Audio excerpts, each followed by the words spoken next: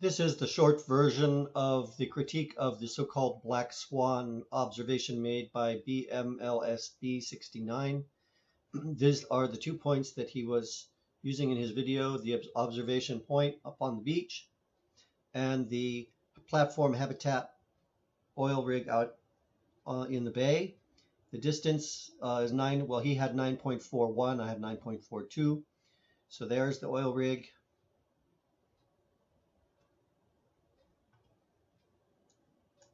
And this was the location on the beach. He did, in his video, he shot a view from down on the beach and he shot a view from higher up at the top of this walkway. Using the Walter Bislin curve calculator, which is such a convenient tool, we will take a quick look at what we should be seeing according to the globe Earth model based on several different refraction conditions. Under standard refraction, click on standard. I've entered 5 feet as the observer height, 9.41 miles as the target, and the target size of 50 feet, which is basically not important data, but that's what I've put in. Refraction, standard refraction, we should have 22.7 feet hidden.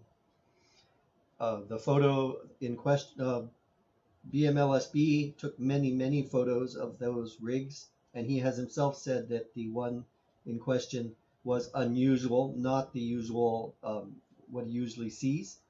So, and it's apparent from that photo due to the distortion in the cranes and other pieces of the rigs that there's very high refraction state. I will set refraction at the borderline between medium and strong. At that refraction level, we have 14.9 feet. And if we go a little higher to strong, we have 10.2. We'll now take a look at the photos and see how those refraction numbers compare to what we see on the images. We are seeing BMLSB 69's video. We have his observation in the background, and in the foreground he has overlaid a photograph of the platform habitat rig from some other source. It's a clear photograph taken up close to the rig. You can see it provides a good clear representation of the extreme refraction happening in his own photograph. If we look at the crane going off to the left, we see how the crane has been distorted through the middle here. If we look at the section on the right side, we see 2 walkways, and if we look at the proportion of the height of those walkways compared to the roof, and we look at his photograph, we see that the 2 walkways comparatively are very close together and the roof is very high up. So again, this whole portion has been stretched upward. There's a band across the middle here that is being pulled up vertically. That band is reflected in this rig as well, which we will see with this image overlay. We have, again, distortion in this crane. And if we compare this height to that height and compare that to the photograph below, we see that this portion has been stretched vertically.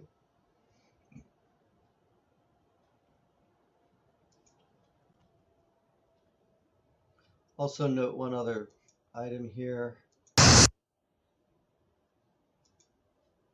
Note that in the clear photo you see a walkway above the water and a gap below it. The same on this side of the platform. The walkway is at the level of the boat deck. When you look at the refracted image, you see that that walkway appears to be right at the water level, as if everything below that walkway has been submerged.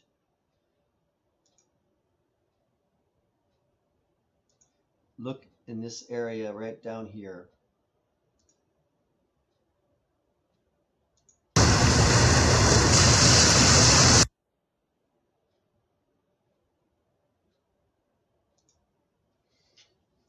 It's evident that a portion, even with the refraction, a portion of the rig is being hidden.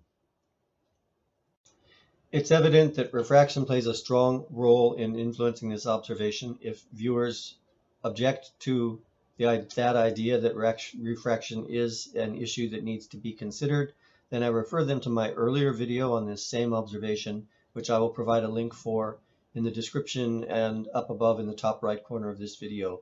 It goes into more detail about refraction and about how the curve calculator works. Thank you for watching. Have a great day.